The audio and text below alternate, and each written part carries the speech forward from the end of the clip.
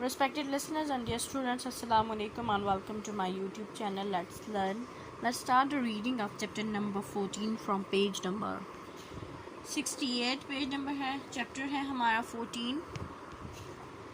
National unity and freedom movement शख्सियत है हमारी जिनको हम पढ़ने जा रहे हैं आज। अल्लामा इकबाल 1877 से 1938 तक ये ज़िंदा रहे। अल्लामा Iqbal was a great poet and philosopher who, perhaps more than any other single person apart from Mr. Jinnah, was responsible for the state of Pakistan.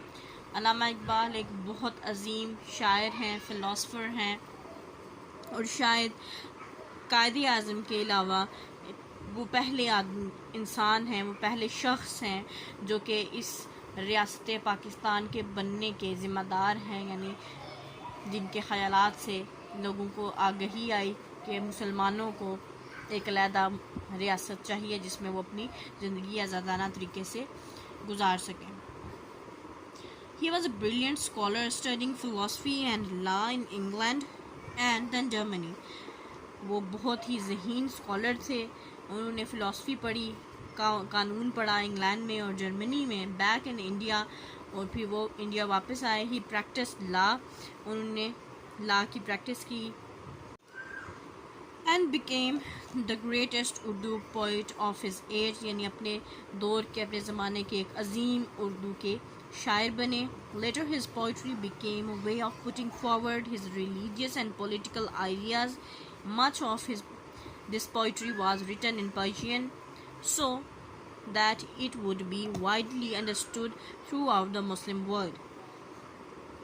यानी उन्होंने फिर इसके बाद अपनी जो शायरी है उसके ज़रिए अपने जो मजहबी और सियासी ख़यालात हैं उनको आगे बढ़ाया, यानी लोगों को उनसे आगाह किया अपनी शायरी के ज़रिए। उनकी जो ज़्यादातर शायरी है वो फ़ारसी ज़ुबान में लिखी गई है, क्योंकि उस वक्त जो फ़ारसी ज़ुबान है मुस्लिम दुनिया में, यानी मुसलमानों में बहुत सारे ममालिक में इसको बोला और सीखा जाता था, लोग जानते थे। इस वजह से अल्लामा इकबाल ज़्यादातर शायरी फ़ारसी ज़ुबान में किया करते थे और बरसगीर में काफ़ी अर्सा तक जो सरकारी ज़ुबान है, सरकारी लैंग्वेज है, वो पर्शियन रही है, फ़ारसी रही है। उर्दू बाद में फिर अप्लाई की गई थी। As early as 1910, Iqbal thought that the Muslim world should be united. His poems pointed to the glories of Islam in the past and the miserable state it was in at that time. 1910 की शुरुआत में अल्लामा इकबाल ने अपने जो ख़यालात हैं वो दुनिया को बताए कि तमाम मुसलमानों को एक होना चाहिए, तमाम मुसलमानों को यकजहती से काम करना चाहिए।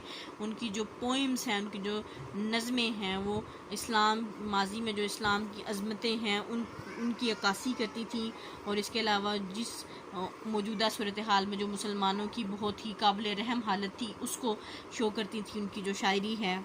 He calls for reform and said that to be a good Muslim was not just to sit thinking and meditating about religion, but to be active and do something positive about it. उन्होंने बहुत सी जो उनकी इस्लाहात हैं उनके लिए लोगों को बुलाया कि उसमें चेंजेस आने चाहिए मुसलमानों के साथ, और सिर्फ बैठे रह के सोचते रहना मज़हब के बारे में और रूहानियत के बारे में, इससे सिर्फ काम नहीं चलेगा, बल्कि मुसलमानों को एक्टिवली पार्टिसिपेट करना होगा अपना पॉजिटिव एक्सपेक्ट को और अपनी तमाम हकूक़ के लिए मुसलमानों को खुद से बोलना होगा। He joined the Muslim League in 1927 when it had only 30 members.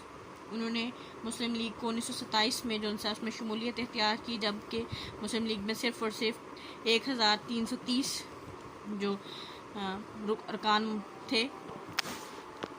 As chairman of annual meeting at Allahabad in 1930, 1930 में जो इलाहाबाद में ایک سالانہ مسلم لیگ کا اجلاس ہوا، اس میں چیئرمین کے طور پہ آپ سامنے آئے. He put forward his dream of an independent and liberal Islamic state comprising the NWFP Punjab, Sindh and Balochistan. انہوں نے اپنے اصحاب کو اس خیال کو جو سا پیش کیا کہ ایک انڈیپینڈنٹ، ایک خود انحصار، ایک روشن اسلامک اسٹیٹ ہونی چاہیے، روشن خیال اسلامک اسٹیٹ ہونی چاہیے، جو کہ NWFP صوبہ سرحد کا، خیبر پختونخوا کا پہلا نام تھا.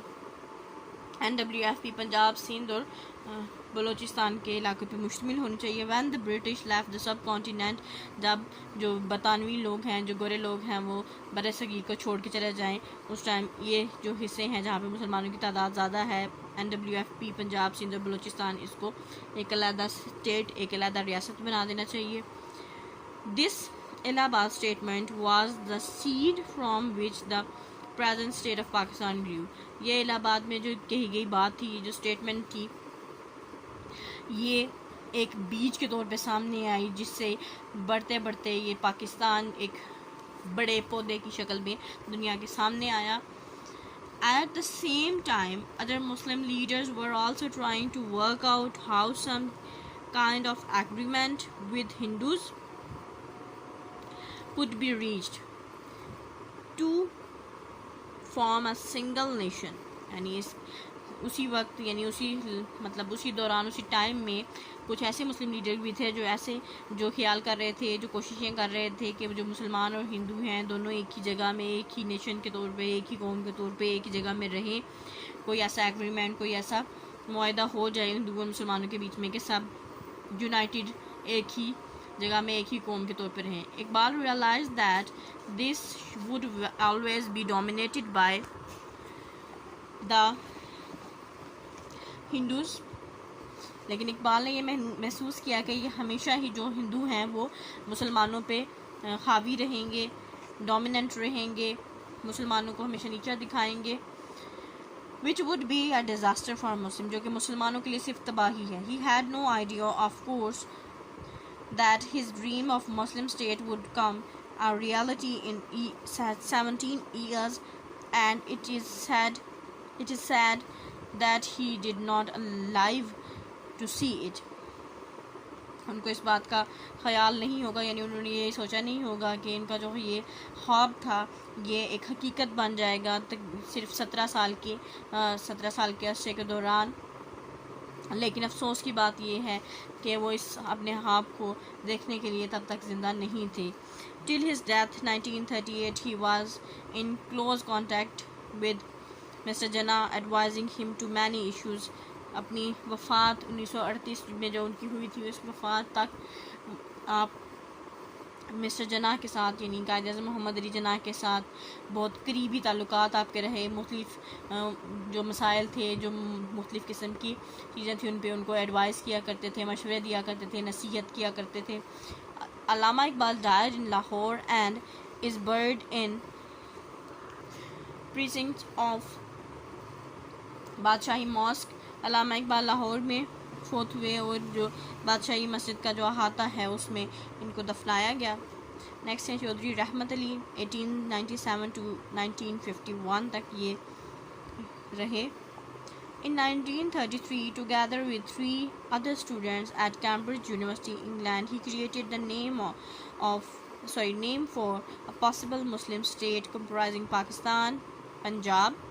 یعنی 1933 میں 3 اور جو طلباء تھے کیمبرج یونیورسٹی کے، ان کے ساتھ مل کے انہوں نے ایک نام کریٹ کیا جو مسلمان ریاست کے لیے ہو سکتا تھا، جو کہ پاکستان تھا. اب اس میں پاکستان میں پی پنجاب سے تھا، اے افغانستان کا افغانیہ تھا جسے ہم NWFP بھی کہتے ہیں، کے کشمیر کا، آئی انڈس ایس سندھ، اور اس کے بعد بلوچستان TAN بلوچستان کو ریپرزینٹ کر رہا ہے. چودھری رحمت علی had imagined a very larger nation than the one that eventually emerged, divided into 3 independent parts but united in an alliance. Chaudhry Rahmat علی کا جو خیال تھا وہ حالیہ جو ریاست ہے اس سے بہت بڑی جو ریاست ہے اس کا تھا. یعنی ان کا یہ خیال تھا کہ یہ 3 جو سا ہیں انڈیپینڈنٹ پارٹس ہوں، لیکن ان کی جو الائنس ہے، ان کی جو حکومت ہے ان کی، وہ ایک ہی جیسی ہو. The north west including Iran and Tokharistan, یعنی شمال جو مغربی حصہ ہے اس میں ایران اور ترکھارستان کے علاقے بھی آ جائیں. North east comprising Bengal and Assam, اور جو شمال مشرقی حصہ ہے اس میں بنگال اور آسام کی ریاست بھی ہو. And the southern state now Hyderabad in India, یعنی جو انڈیا کا حیدرآباد ہے وہ بھی اس کے اندر شامل ہو. یعنی ان کا براڈ اسپیکٹرم تھا، یعنی ان کی یہ سوچ تھی کہ اس سے بھی بڑی اسٹیٹ ہو جو کہ ابھی پاکستان ہے، اس سے بھی زیادہ بڑے حصے ہمارے پاس ہونے چاہیے. جس طرح سے ابھی ایک ریاست کے طور پہ ہمارے پاس گلگت بلتستان اور آزاد کشمیر کے علاقے ہیں، اس طرح سے یہ 3 مختلف علاقے ہونے چاہیے جن میں الائنس ہو، اور یعنی مین باڈی اس کی ایک ہی ہو اور ڈفرینٹ پارٹس ہوں. اس طرح سے مختلف مسلمانوں کی جو ریاست ہے وہ بننی چاہیے. He was strongly in favor of an independent Muslim state، یعنی وہ بھرپور سپورٹر تھے ایک خود انحصار، ایک آزاد مسلم جو ریاست ہے، مسلم ملک ہے اس کے. He was rewarded in a way in 1940 when the All India Muslim League adopted his main demand for the separate homeland for the Muslims. یعنی 1940 میں جو آل انڈیا مسلم لیگ کا ایک اجلاس ہوا تھا، اس میں ان کو انعام کے طور پہ ان کی جو بات ہے، ان کی جو اسٹیٹمنٹ ہے، اس کو تمام مسلمانوں نے اکنالج کیا کہ مسلمانوں کے لیے ایک آزاد ریاست ہونی چاہیے. یعنی تمام جو اس ٹائم میں 1940 میں جو جلسہ ہوا، تمام جو بھی مسلم لیگ کے رہنما تھے اس ٹائم پہ، وہ سب اس بات پہ متفق تھے. انہوں نے چودھری رحمت علی کی اس بات سے اتفاق کیا کہ مسلمانوں کے لیے ایک آزاد خود مختار ریاست کا ہونا لازمی ہے، ضروری ہے. Choudhry Rahmat Ali died in England in February 1951. Choudhry Rahmat Ali England میں وفات پائی تھی انہوں نے 1951 میں. اس کو یہاں اسٹاپ کریں گے. بیسٹ آف لک، اللہ حافظ.